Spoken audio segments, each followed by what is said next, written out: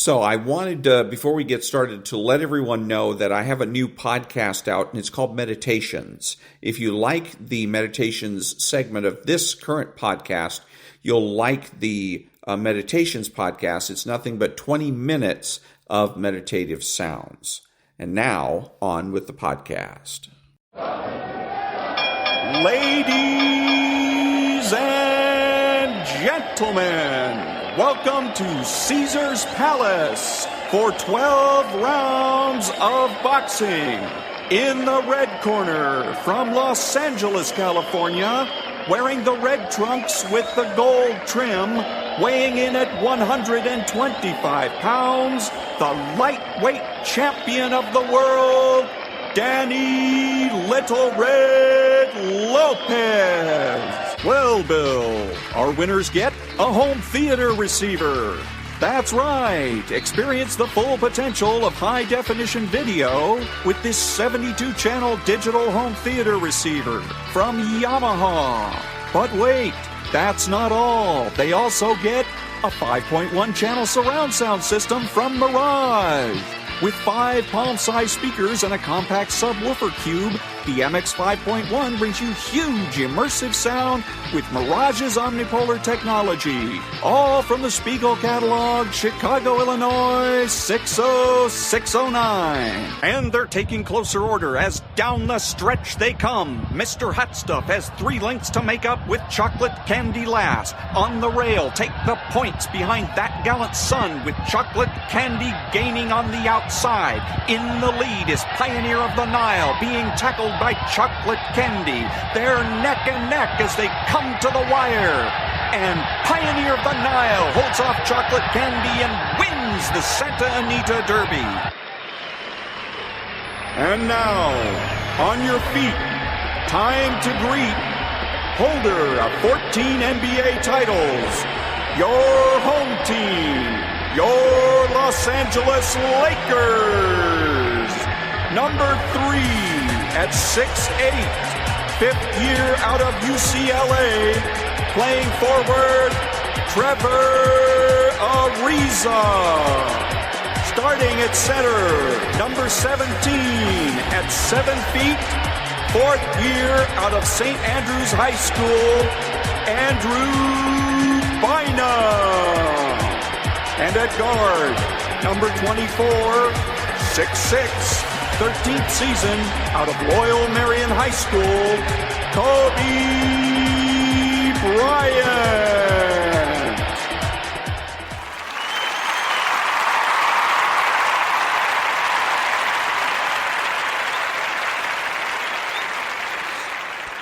My mom gave me a stage name at age 14, Just Incredible.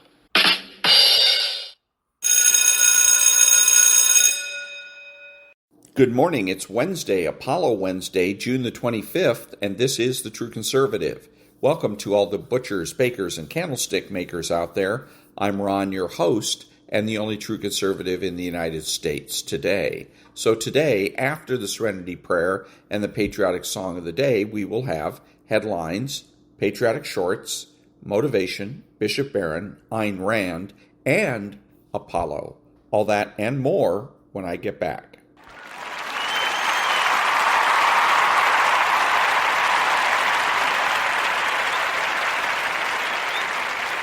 God, grant me the serenity to accept the things I should not change, the courage to change the things I should, and the wisdom to know the difference.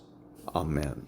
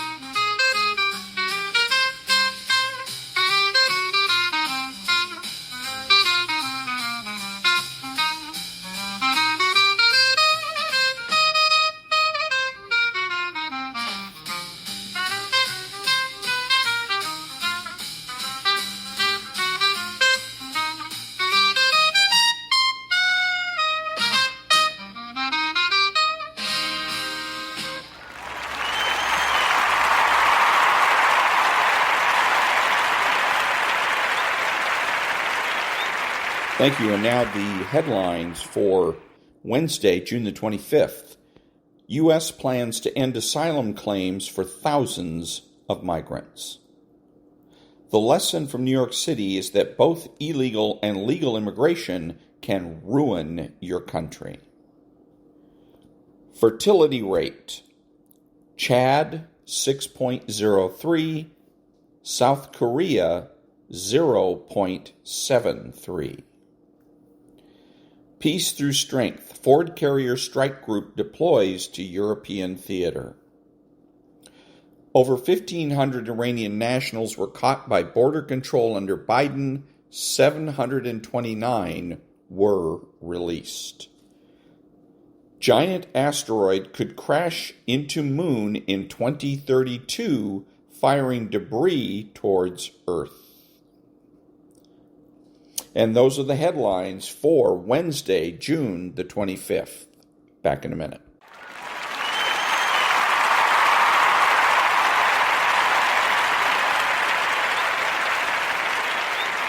Thank you. And now the political corner. I'm really starting to hate the fucking Democratic Party, man. Because it's like whatever Trump do, they going against everything what he do. I done heard damn near every general that's not in the military, that's not even serving anymore. So they ain't got shit to lose or nothing to lie about. I done heard almost every military fucking former general, sergeant, all of them from the military, top ranks, saying that Trump did the right fucking thing. Damn near all of them. But all the fucking Democrats saying he didn't do the right thing. That's just fucking insane. That's why I say all these generals, even the H. McMaster guy, who Trump fired, he even got them and said it was the right thing to do. But again, you got all these fucking Democrats saying that wasn't the right thing to do, this and that. So basically what? Let them build a nuclear weapon and see what happened then? How fucking stupid is that? So that's why I'm really starting to dislike the Democratic Party, because they going against every fucking thing this man did. And trust me, again, I'm not a Trump supporter. I didn't vote for the motherfucker, honestly. I voted for Kamala Harris. And that was the political corner. Back in a minute.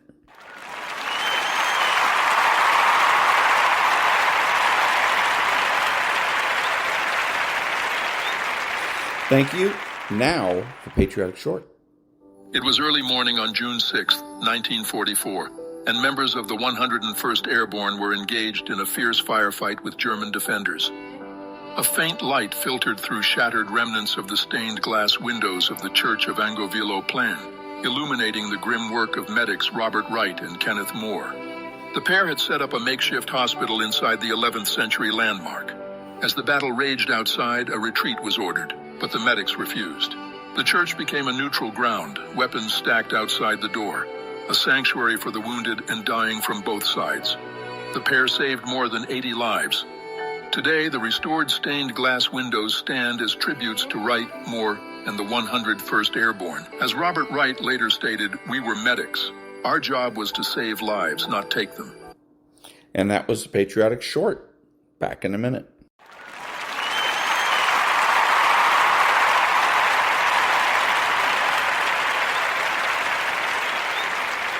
Thank you. Now, time to get motivated. Be willing to give it everything you fucking got, and even more.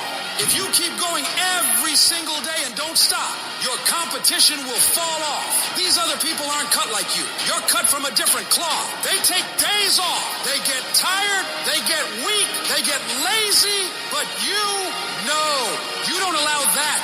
You grind every day of your life, putting one foot in front of the other. You do that, and I promise you, you'll be lapping all of these people. While other folks are out there having a good time, partying, doing fun things, you gotta dig deep and summon the strength of character that's gonna set you apart. You gotta be so locked in that nothing can tempt you out of executing, allowing you to concentrate, to read, to digest information. So you gotta be able at any moment to sacrifice what you are for what you will become. You have to give it everything you got. No more TV, no more parties, no more playing. What What you need to be doing is studying. What you need to be doing is training. What you need to be doing is making yourself better. When you look at your competition, you don't see obstacles. You see opportunities to prove that you're the baddest motherfucker in the arena. You're not here to participate. You're here to dominate. If you want to rise above the rest, if you want to stand on top of that fucking mountain, you got to let that dream consume you, control you, and drive you to outwork, out-hustle, and out-fucking grind everyone who dares to challenge your throne. And that was motivation. Back in a minute.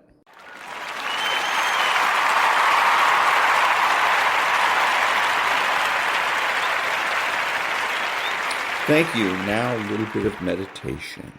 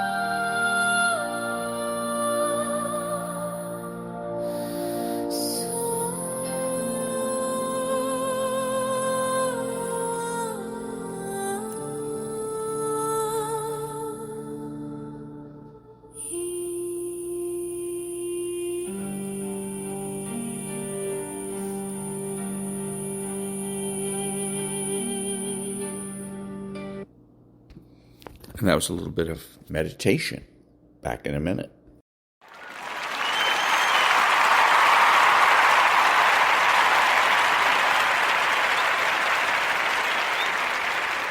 Thank you. Now, the Daily Stoic. All for one, one for all. That which isn't good for the hive isn't good for the bee. Marcus Aurelius, Meditations 6.54. And that was the Daily Stoic. And now, His Excellency, Bishop Robert Barron. If we're just talking to God, in an undifferentiated way, then we're not praying in a manner different than the way a Jew or a Muslim or a general monotheist would pray. What's the Christian difference? The Christian difference is that the one God who's displayed himself now as Father, Son, and Spirit, we pray to the Father as though the Son has his arm around our shoulder, because the Father sent the Son into our own humanity, into our sin and death. So the Son's gone all the way out. So the Son now helps us to pray to the Father. Now, where's the Holy Spirit come in? The Holy Spirit is the love that connects the Father and the Son. In fact, now in this prayer, the Son's arm around my shoulder, directed to the Father, is a prayer in the Holy Spirit. I've been drawn into the dynamics of the love between the Father and the Son. God. And that was His Excellency, Bishop Robert Barron. And now, the Ayn Rand thought of the day. Quote, who is the first target of the ecological crusade? No, not big business. The first victims will be a specific group, those who are young, ambitious, and poor. To them, time is the one priceless commodity, most passionately needed. They are the main beneficiaries of electric percolators, frozen foods, washing machines, and labor-saving devices.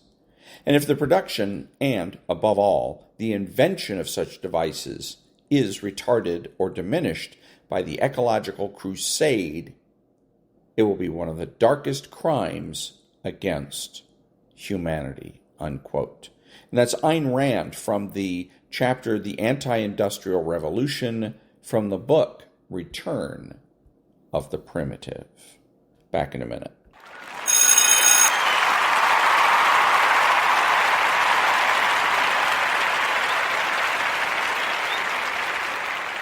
Thank you. And now, psychopathy. Narcissists are trapped in the mind of a 2-year-old. They possess no cognitive ability to reason, negotiate, cooperate, to give and take, to love, or to empathize. Rather, their lives consist of ultimatums, demands, greed, egocentric thinking, bullying, temper tantrums, silent treatment, and a plethora of I want and give me. And that was psychopathy. Back in a minute.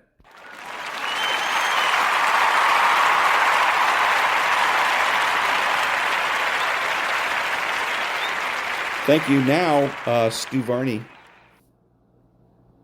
Tune in tomorrow. I'll be speaking with Energy Secretary Christopher Wright, and I'll send it right over to Varney and Company. Stu, take it away. All right. Good morning, Maria. Good morning, everyone. All right. Big story number one. Trump wins big at the NATO conference. He has received a very warm reception. The Europeans are falling all over each other to please him. They've agreed to nearly double their defense spending. He answered questions from the media, forcefully dismissing the leaked report that the Iran strike only set back the nuclear effort a couple of months. That report, he says, is flat out wrong. We are saying Donald Trump now runs the world. He will speak at the NATO summit shortly, and we'll bring it to you right there. Big story number two. The next mayor of New York City is likely to be a socialist. Zoran Mamdani is 33-year-old Muslim known for his inflammatory language about Israel. He calls Trump a fascist. He screams at border czar Tom Homan for deporting criminal migrants. He convinced voters that he can make the city affordable by raising taxes and spending big on childcare, housing, mental health, even government-run grocery stores. We're asking, what were New Yorkers thinking? Big story number three, the market. A mixed picture emerging this morning after solid gains since the Iran strike. The Dow was up 500 Tuesday. It's up 1 point today. S&P up 10, but the Nasdaq doing well. A gain there of 95 points right before the market opens. Bitcoin moving up, 107,002. That's the quote on Bitcoin. Oil holding at $65 a barrel. Earlier it just slipped down to 64. It's right there at 65 now. The 10-year Treasury right around 4.32%. And the 2-year, that is below, just rising just above 3.8. On the show today, you will see President Trump holding a news conference from the NATO summit. That conference starts moments from now. Expect a vigorous defense of the Iran bombing, a victory lap for the NATO agreement, a sharp attack on the media, especially CNN. But listen also for a new tone from Europe. They used to laugh at him. They're not laughing now. It is Wednesday, June 25th, 2025. And that was Stuart Varney, Non-Profit News Now. Back in a minute.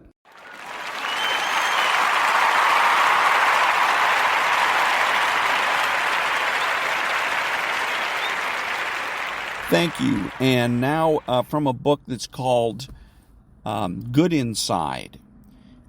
What's the opposite of understanding? For this argument's sake, it's convincing. Convincing is the attempt to prove a singular reality, to prove that only one thing is true. Convincing is an attempt to be right, and as a result make the other person wrong. It rests on the assumption that there's only one correct viewpoint. And then my question is this supposed to be convincing? Further, convincing has one goal in mind, being right. And here's the unfortunate consequence of being right. The other person feels unseen and unheard, at which point most people become infuriated and combative, because it feels as if the other person does not accept your realness or worth. Feeling unseen and unheard makes connection impossible. Understanding two things are true and convincing one thing is true are diametrically opposed ways of approaching other people, so a powerful first step in any interaction is to notice which mode you're in. When you're in one thing is true mode, you're judgmental of and reactive to someone else's experience because it feels like an assault on your own truth. As a result, you will seek to prove your own point of view, which in turn makes the other person defensive because they need to uphold the realness of their experience. In one thing is true mode, exchanges escalate quickly. Each person thinks they're arguing about the content of the conversation when in fact they're trying to defend that they are a real, worthy person with a real, truthful experience. And again, is this convincing? Back in a minute.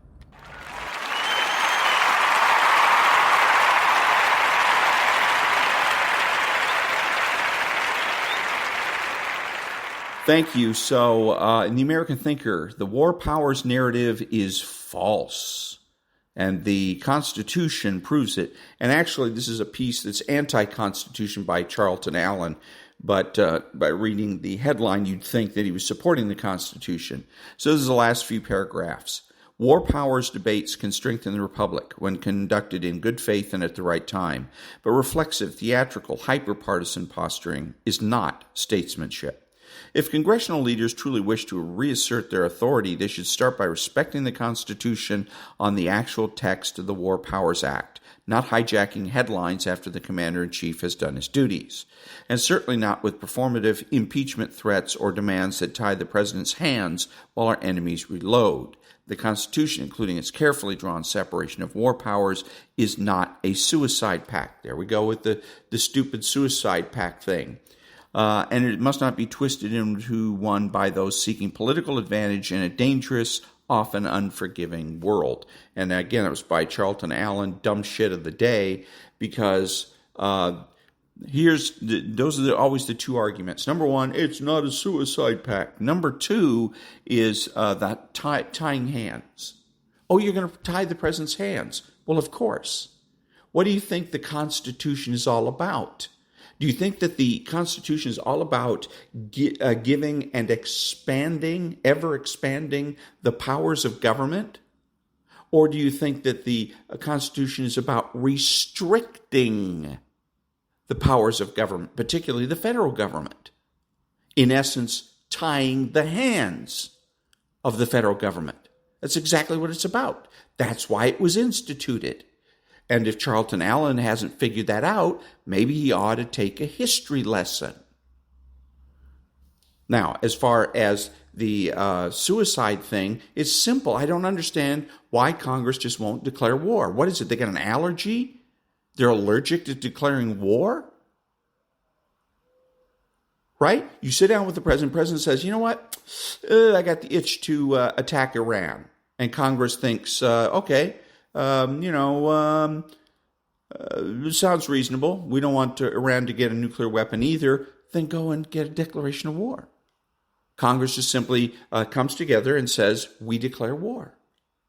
We're going to declare war on Iran. Then the president's hands are, quote unquote, untied.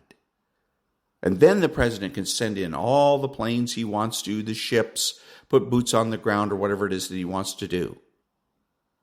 Then he gets to be commander-in-chief. But absent a declaration of war, an expression of the will of the people, he does nothing.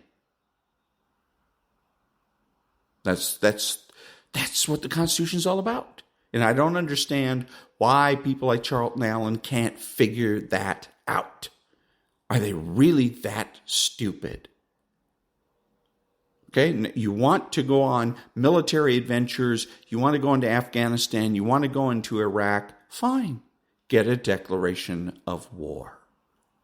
Back in a minute.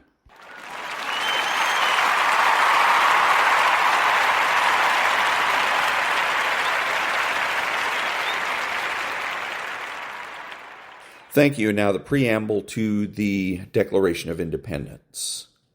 We hold these truths to be self-evident, that all men are created equal, that they are endowed by their Creator with certain unalienable rights, that among these are life, liberty, and the pursuit of happiness, that to secure these rights, governments are instituted among men, deriving their just powers from the consent of the governed, that whenever any form of government becomes destructive of these ends, it is the right of the people to alter or to abolish it, and to institute new government, laying its foundation on such principles, and organizing its powers in such form as to them shall seem most likely to affect their safety and happiness. Back in a minute.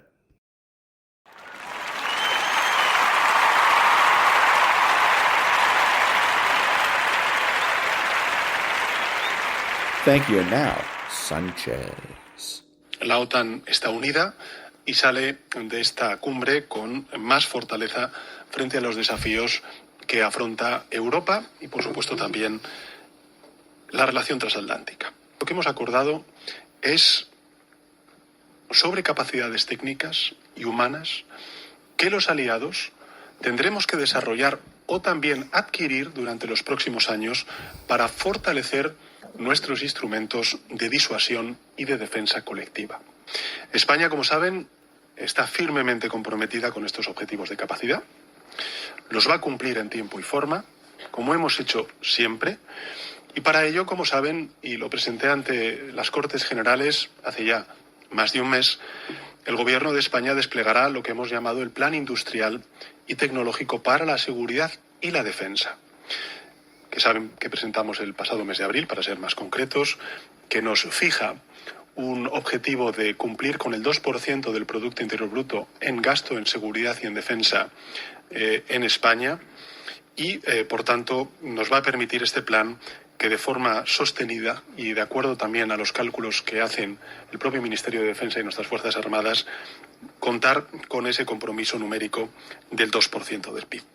Por tanto, un volumen de inversión que era necesario, porque somos un país serio y cumplimos con los compromisos de las administraciones anteriores, pero también una inversión que consideramos suficiente, realista y, lo que también es muy importante para España, compatible con nuestro modelo social, con nuestro estado del bienestar. Que hoy en la cumbre de la OTAN, gana España y gana algo muy importante para nuestra sociedad, que es la seguridad y el estado del bienestar. And that was Sanchez. Back in a minute.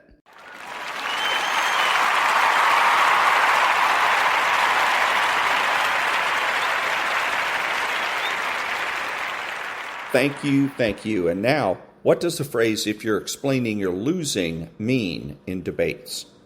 This was said by Ronald Reagan, speaking of political campaigns.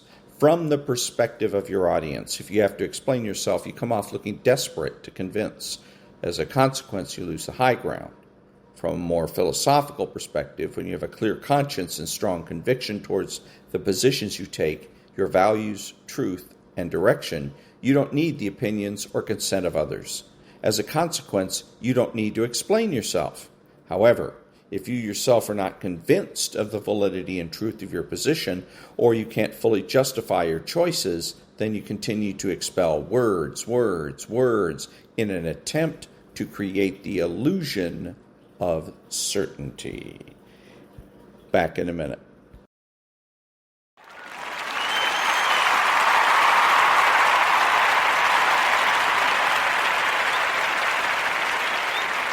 Thank you. And now, Jordan Peterson. There comes a moment in the journey of dealing with those who manipulate, deceive, and try to control your emotions that something shifts. It may be subtle at first, a small feeling, an internal shift that feels almost imperceptible, but over time you begin to notice it more clearly. It's the realization that slowly but surely you've regained your power. You've taken back control of your life from the person who once held it hostage. It's not a simple victory. It is the product of hard-won clarity, emotional fortitude, and a willingness to stand firm in your own reality despite the distortions others may try to impose on you. When you set out to reclaim your life from the chaos of toxic relationships, one of the first and most critical steps is learning to recognize and enforce boundaries. Boundaries are the walls that protect you, the lines in the sand that separate your inner world, your autonomy, your selfhood from the external pressures and influences that seek to invade, distort, or control it. Without these boundaries, we risk losing ourselves entirely to the whims and manipulations of others. But what are boundaries really? They are not rigid defensive walls meant to isolate or shield you from the world, nor are they an excuse for emotional distance or avoidance. Instead, they are the clear, articulated statements of what you will accept and what you will not accept from others. They are personal and individual, based on your values, your needs, your history, and your current emotional, mental, and spiritual state. And when it comes to navigating the often tumultuous dynamics with a narcissist, they are non-negotiable. The first step in building healthy boundaries is recognizing where they have been violated. A narcissist's modus operandi involves constant manipulation and the erosion of your personal space, both emotionally and mentally. They thrive on blurring the lines between themselves and others, seeking to control, dominate, and distort your sense of reality. But the moment you begin to see through their tricks and acknowledge the emotional and mental strain they've placed on you, you are already at the first point of empowerment. It's easy to get caught in the cycle of self-doubt when confronted with such manipulation. A narcissist will try to convince you that your boundaries are unreasonable, that they are overstepping because they care, or that you are too sensitive, too rigid, too selfish. This gaslighting, the psychological manipulation that makes you question your own sanity, is one of their most powerful tools. But as you begin to rebuild your self-awareness, you will start to realize that your boundaries are not merely preferences. They are essential to your well-being. They are the measures by which you ensure that your identity is not subsumed by someone else's desires or whims. At first, enforcing these boundaries can feel uncomfortable, even foreign. You may have spent so long accommodating the needs of the other person that you've forgotten how to advocate for your own. You may feel guilty for saying no, for drawing that line, for asserting that your needs matter. But it's important to remember that the ability to set boundaries is a sign of health, not selfishness. Healthy relationships, whether personal or professional, depend on mutual respect for each other's space and individual needs. If you're in a dynamic where one person's needs always take precedence over the others, the relationship is inherently unbalanced and damaging. The act of saying no, of asserting your right to peace and stability, is an act of personal power. It says, I will no longer let my world be distorted by another's emotional turbulence. It acknowledges that you are worthy of respect, that your emotional, mental, and physical well-being are sacred. And when you begin to act from this place of self-respect, you not only protect yourself from further manipulation, but you also begin to reclaim the emotional energy that was once drained away by the narcissist's demands. At this point, it is crucial to understand that boundaries are not just about saying no. They are about saying yes to yourself. Boundaries are the means by which you affirm your right to your own life. By asserting your needs, you tell yourself that you are important, that your desires and well-being are worth defending. This is not an easy process, especially when you've been conditioned to prioritize someone else's needs over your own. But with practice, you'll find that standing firm in your boundaries becomes a liberating act. It allows you to reconnect with yourself, to listen to your own voice, and to make decisions based on your own values and goals rather than out of fear or obligation. As you set and enforce boundaries, you will also notice something else. The more you stand your ground, the more the narcissist's tactics will lose their effectiveness. They may lash out initially, they may try to manipulate or guilt you into compliance, but eventually they will see that you are no longer an easy target. The more consistently you maintain your boundaries, the less power they have over you. Over time, their capacity to control or manipulate your emotional state will begin to diminish because they will recognize that you are no longer an active participant in their drama. This process, though difficult, is also transformative. As you begin to assert your boundaries, you are not just changing the dynamics with the narcissist. You are changing the way you relate to yourself. You are learning to value yourself, to trust yourself, to believe that you deserve peace, respect, and autonomy. The moment you start taking this power back, you will begin to notice changes within yourself. You will become more confident, more assertive, and ultimately more free. Your sense of identity will no longer be a reaction to the demands and manipulations of others. Instead, it will be rooted in your own values, beliefs, and goals, allowing you to move through life with a greater sense of clarity, purpose, and self-assurance. The process of reclaiming your power after being involved with a narcissistic individual is a long and painful journey. It involves, above all else, the recognition of your own worth and the acceptance that your needs, your feelings, and your personal identity matter just as much as anyone else's. This may sound simple in theory, but the narcissist has a way of making you feel as though you are secondary to their existence, a mere accessory to their story. They are masters of manipulation, experts at sowing seeds of doubt in your mind and slowly eroding your sense of self. The recovery, then, is not just about cutting ties with them. It's about reclaiming the strength to stand firm in the knowledge that you are worthy of better. The narcissist, through their behavior, teaches you to question your own reality. They may gaslight you, deny your experiences, and twist your perceptions until you no longer trust your own judgment. And in many ways, this becomes the crux of the issue. The narcissist's influence is not just about their actions or words. It's about their ability to make you feel small, insignificant, and powerless. For many, this slowly leads to a diminished sense of self-worth. But the moment you realize that this manipulation was a systematic effort to undermine you, the process of reclamation begins. That realization, no matter how painful, is the first step to recovery. Reclaiming your power involves the conscious decision to stop allowing that influence to dictate how you view yourself. One of the most critical components of this is learning to trust your instincts again. The narcissist is often skilled at twisting the narrative, making you second-guess yourself, questioning whether you're imagining things or whether you're being overly sensitive. But as you begin to heal, you will start to recognize that your instincts were never wrong. You are simply conditioned to ignore them, to subjugate them to the demands of someone else. The more you listen to yourself, the clearer the truth becomes. At first, this may not feel easy. It may feel like a delicate process of reassembling pieces of your identity, slowly putting yourself back together in a way that feels solid and genuine.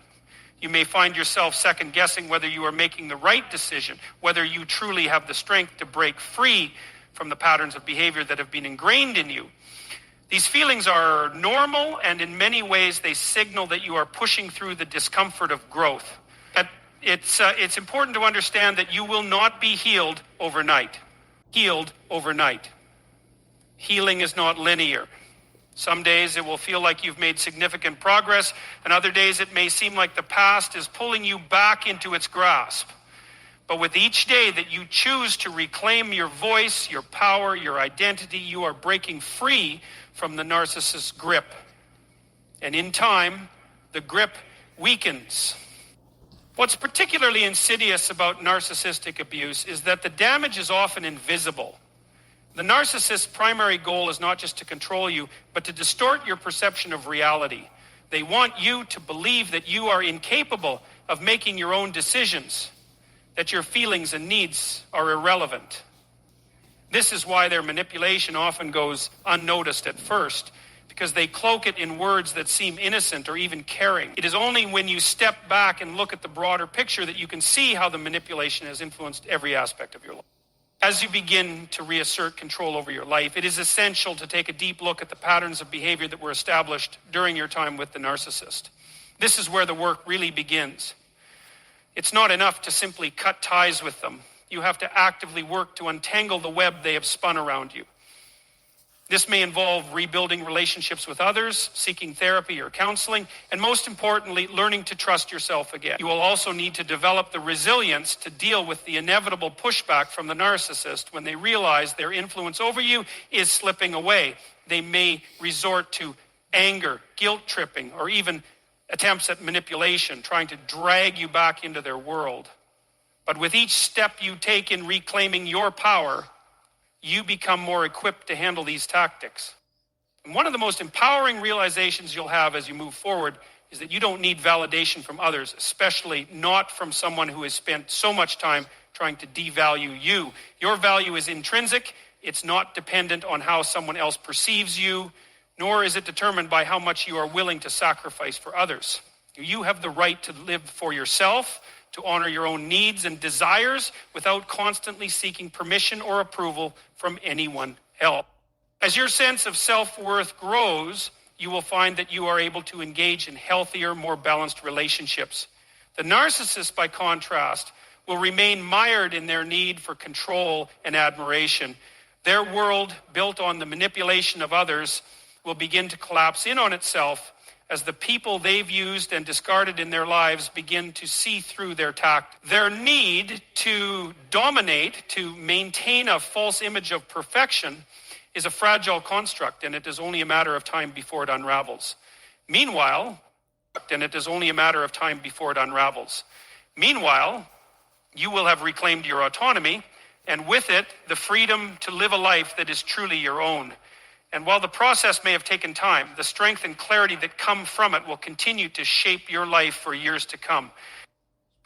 The journey to reclaiming your power from a narcissist is not a simple one, nor is it an easy one.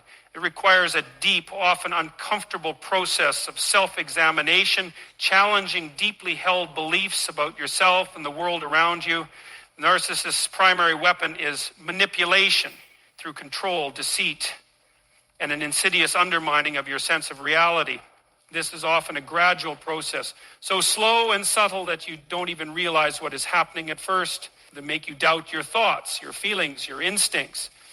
Over time, this constant undermining erodes your self-esteem and leaves you questioning your worth. The process of taking your power back then begins with recognizing the way this manipulation has shaped your life. To understand how to regain your sense of self, it is important to realize that the narcissist operates within a specific psychological framework. They are driven by a need for control, a need to be admired, and a need to maintain a false sense of superiority. They are not concerned with your well-being or your emotional needs. They are concerned only with how you serve their desires and how they can feed off your validation. This, fundamentally, is the narcissist's core mode of operation. They will use charm, flattery, and guilt to manipulate you into serving their needs, all the while making you feel that you are unworthy or inadequate when it comes to your own. When you begin to recognize this behavior, you also begin to see how deeply you have been affected by it. The narcissist will often make you feel as though your needs are insignificant or that you are somehow selfish for wanting things from the relationship. You might even find yourself apologizing for things that weren't your fault or feeling guilty for expressing emotions. This confusion is part of their design to keep you off balance and prevent you from standing firm in your own truth. But when you realize that this dynamic exists, you are no longer a passive participant in it, you begin to see how you've been trained to prioritize their needs over your own, how your identity has been shaped by their perception of you rather than by your own internal values. The next stage in reclaiming your power involves the ability to differentiate between the truth of your own feelings and the distortion that the narcissist has worked so hard to impose upon you. This is a critical moment in the process because you must begin to reassert your voice, to recognize that your feelings and experiences are valid. The narcissist thrives on making you doubt yourself, to cast you into a perpetual state of confusion. But when you start to see the manipulation for what it is, you start to regain control over your own perceptions. This may require a radical rethinking of your beliefs about yourself, about others, and about the nature of relationships in general. You may have to unlearn some of the patterns you've internalized over time, beliefs that have kept you small, that have kept you from trusting your own judgment, and that have kept you bound to the narcissist. Once you've begun to see through the narcissist's false narrative, you will need to reinforce your personal boundaries. Narcissists are often skilled at breaking down barriers, finding ways to invade your personal space, emotionally, mentally, and even physically. Establishing clear and firm boundaries is critical in protecting yourself from further manipulation and damage.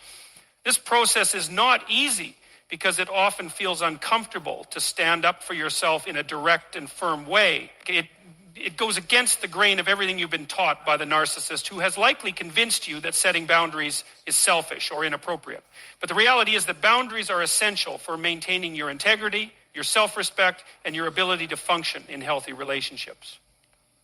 Reclaiming your power involves regaining the narrative that you must always accommodate the needs of others, especially when those needs come at the expense of your own. As you continue to heal and regain control of your life, you will likely find that your emotional reactions begin to change. You may experience moments where you realize that you no longer feel as reactive to the narcissist's manipulation, that their attempts to provoke you no longer hold the same power over you. This is a sign that you are reasserting control over your emotional responses. So the narcissist, whose identity is built on manipulating others, relies on your emotional reactions to validate their existence. When you stop responding in ways that fulfill their needs, their power over you begins to dissipate. You become less vulnerable to their attacks, less susceptible to the emotional games they play. It is through this emotional detachment that you truly begin to heal, through this emotional detachment that you truly begin to heal and reclaim your power.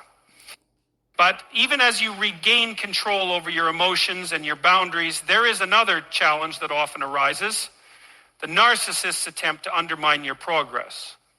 Narcissists don't let go easily, and they often come back in one form or another, attempting to reassert their influence.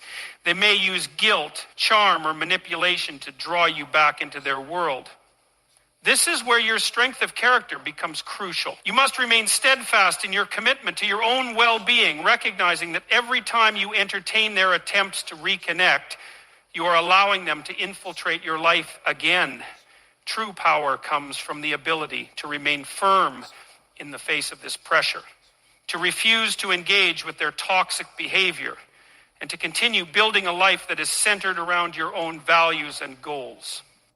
Finally, one of the most important aspects of reclaiming your power is the understanding that you are deserving of a life free from manipulation, free from the emotional toll of narcissistic abuse.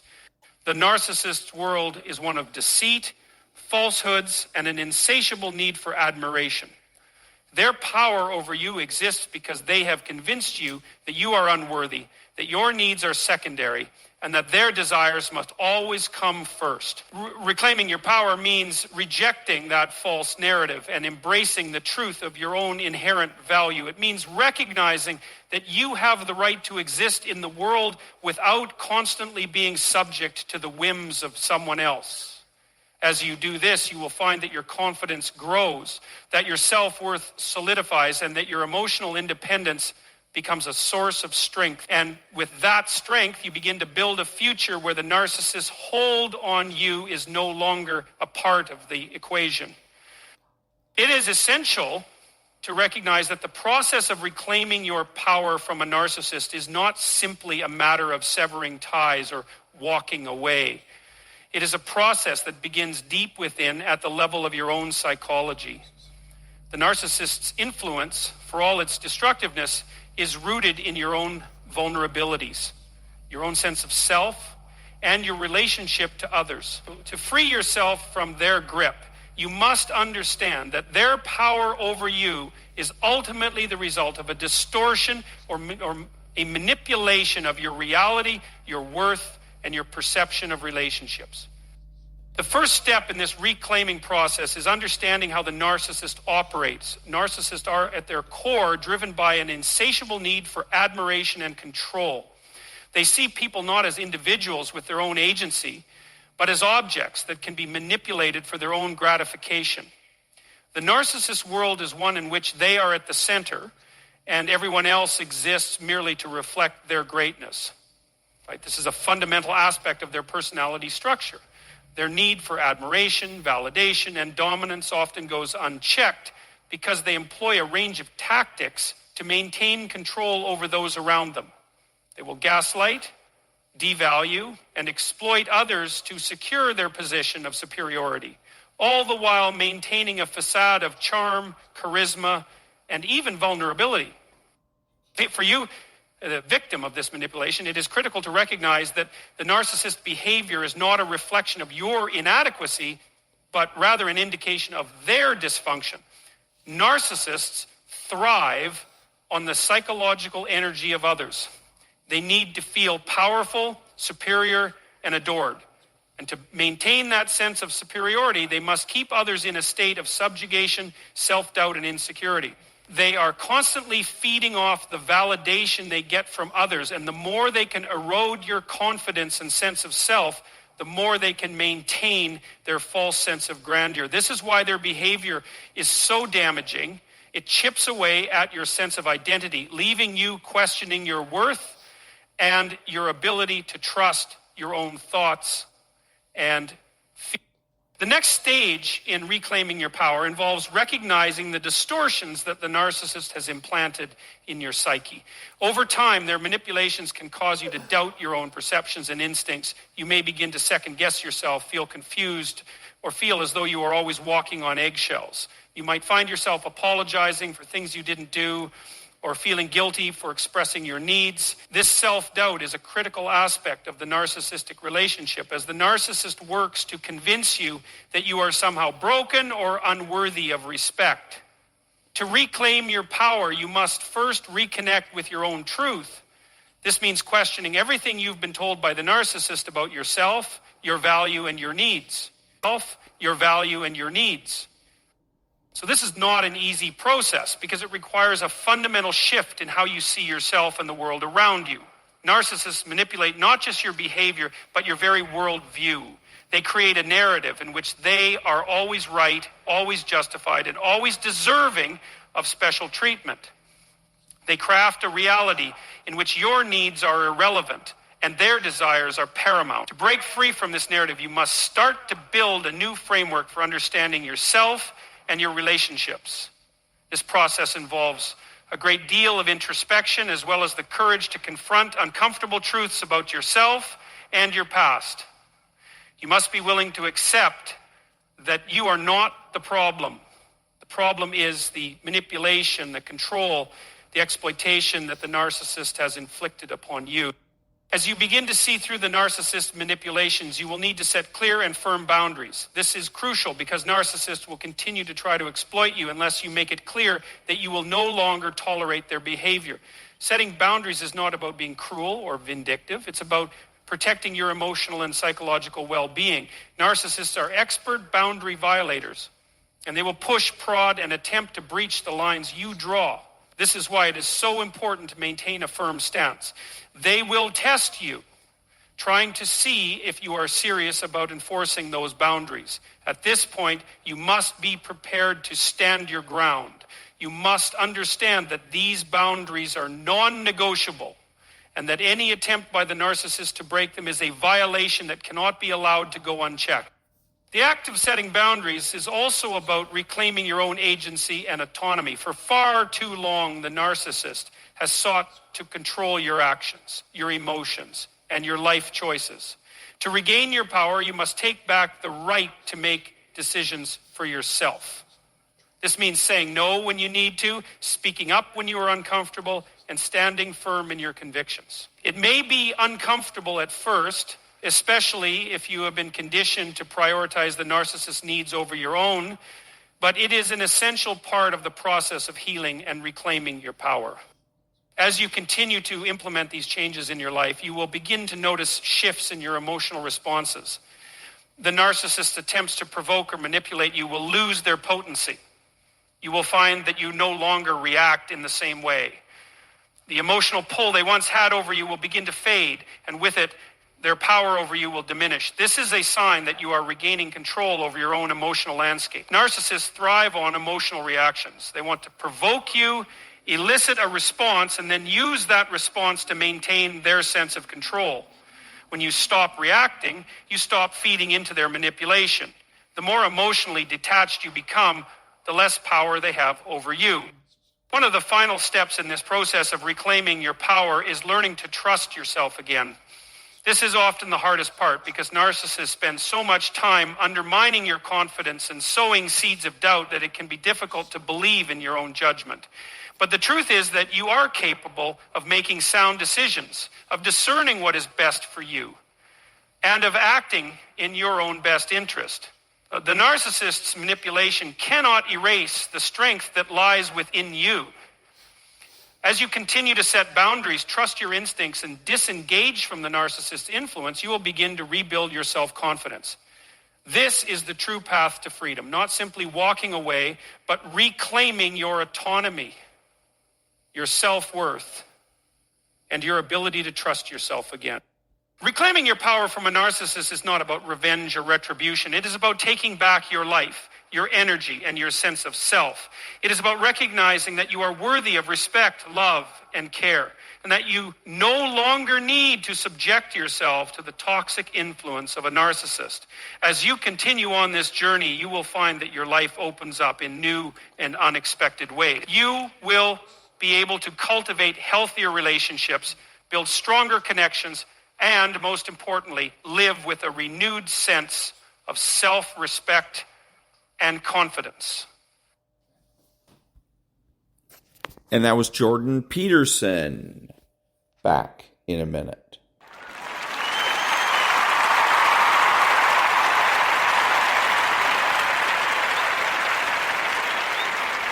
Thank you. And now, Chapter 17, Part 2 of Apollo. 2. On August 26th, the crawler carried the 501 stack to Pad 39A. Patron announced that the Countdown Demonstration Test, CDDT, for Flight 501 would begin on September 20th. A week later, he rescheduled it to begin on the 25th. It actually began on the 27th. For later flights, a CDDT for a Saturn V lasted 4 days, 60 hours of actual tests, and 36 hours of planned holds. Expecting some first-time delays, Patron planned for this first CDDT to take 6 days. It took 17. As in the old days with the early Atlases and Redstones, nothing worked quite the way it was supposed to. The devices for regulating the flow of propellants and gases into the Saturn's tanks kept giving them problems because the regulators were designed for such heavy flows that they didn't know how to handle small ones. The piping had to be modified to trick the regulators into behaving properly. Computers were now in charge of monitoring the propellant loadings, and the software was full of bugs. The instrument unit, the brains of the Saturn V, wasn't keeping the black boxes of electronics as cool as planned. Cable connections on the S2 stage shorted out because of humidity and moisture around the pad. It wasn't any one thing, but an unending series of delays in almost everything they tried to do. If I asked a guy how long something would take, He'd tell me 10 minutes, and it would come up maybe an hour, recalled Rocco Petrone, who was directing it all. Everything about the Saturn V was bigger. Getting anywhere was bigger. If you had to pick up a valve, you couldn't pick it up by hand. You had to get a forklift truck. Everything was 1 or 2 dimensions bigger. Petrone began planning his schedules in terms of what he called the Saturn V minute, which he calculated was about 5 times a normal minute. For Ed Fannin, who was by then Chief of Mechanical and Propulsion Systems for Launch Vehicle Operations, it began to seem as if the CDDT had been going on all year. The delays were especially tough on the propellants team. Loading propellants was an intricate operation with dozens of procedures required to prepare the cryogen lines for LOX and liquid hydrogen, pumps, regulators, and the tankage. All of the valves and settings at the pad had to be set so that the actual loading, the most dangerous part of pre-launch operations, could be conducted by remote control from the firing room. Once loading began, there were dozens more procedures, and the process took hours. After all, they were pumping the equivalent of 144 trailer truck loads of kerosene, liquid oxygen, and liquid hydrogen into the equivalent of a 36-story building. Then, every time the CDDT hit a snag and had to be stopped, and most of the others on the launch team went off to get some rest, the propellants people had to stay in the firing room and offload, which was even more tedious than loading. For them, the low point of the CDDT came on October 4th, the 8th day, when they got to T-minus 45 minutes, tantalizingly close to the end. Then, a computer failed, and they had to offload 502,000 gallons of kerosene and liquid oxygen from the first stage. Exasperated, Grady Korn, chief of Fannin's propellants branch, wasn't even sure that the effort was going to accomplish anything. By his own admission, he was one of the Cape's great disbelievers. Standing at the top of the tower, he would look right straight down along the great length of the rocket to the launcher 363 feet below. And no, there would be no way in the world for that thing to lift off. He was not joking, and he was not the only person who worked on the Saturn V who felt that way. It just didn't seem possible that something that big, that complicated, with so many things that could go wrong, would really work when the time came to light it. Day after day, the CDDT crept on. The launch team would gain a few hours, encounter a new problem, gather in the woodshed, a little conference room off the firing room, so called because of the nature of the encounters people tended to have with Petrone when they were called there, devise a fix, set the clock back, and return to the count. On October 9th, 13 days after the CDT had begun, the count was again getting close to within T-minus 5 hours, but the launch team was nearing exhaustion. Petrone himself began to lose track of time. He looked down at the consoles in the firing room and saw Ernie Reyes, one of the senior engineers for spacecraft operations. The spacecraft people were having a comparatively easy time of it. They had already struggled up their own learning curve on the 3 unmanned Apollo flights launched on Saturn 1Bs. Petrone marveled at Reyes. He looked so clean. Reyes told Petrone that he'd gone home, slept all night, shaved, and come back to work. Petrone hadn't noticed that by now he and many of the launch vehicle people were in the 20th hour of one long shift. "We just can't go any further," Petrone told them, and sent the launch team home for a 2-day recess. They came back to work on October 11th, whereupon a battery heater in the S2 stage failed. It was about then, Ridgel recalled, that the question had to run through your mind: can we ever get that baby off? Can we ever get all the green lights at one time? On the afternoon of October 13th, the count kept getting closer to T-minus 0. It passed the T-minus 45 mark, their previous best. Then it passed the completion of the power transfer test at T-minus 26. Then it began the chill-down process for the thrust chambers in the S2 and S4B engines. Then, miraculously, they were at the beginning of the automatic sequence at T-minus 3 minutes 7 seconds. Petrone sat back in management row, the raised row of consoles at the back of the firing room, and watched the clock get closer to T-minus 0. At this moment, the Saturn V on the pad was a fueled, checked out fully operational vehicle, doing everything it would do on launch day except light the igniters. As the clock counted down toward T-minus 14 seconds, the point at which the countdown was to be halted, Petrone turned to Ike Ridgel. It was an informal tradition between them at this moment in countdown demonstration tests.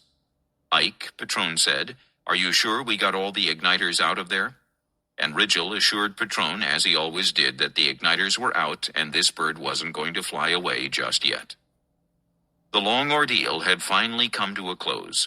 The men in the firing room, too weary to celebrate, drifted out to go home, except for the propellants team who still had to unload all the propellants.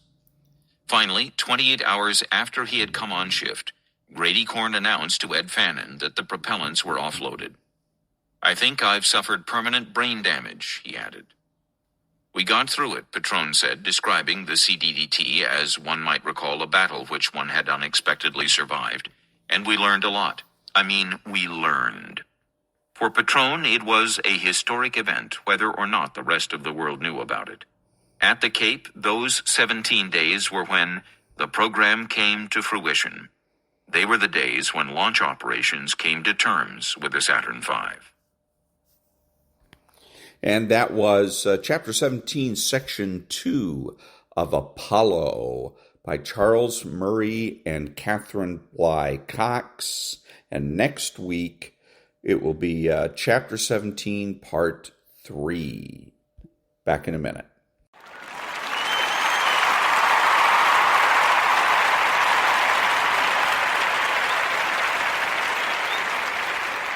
Thank you. This is Ron, your host, the only true conservative in the United States today, bidding adios to all the butchers, bakers, and candlestick makers out there and reminding you that you are not neutral and that the government has no rights.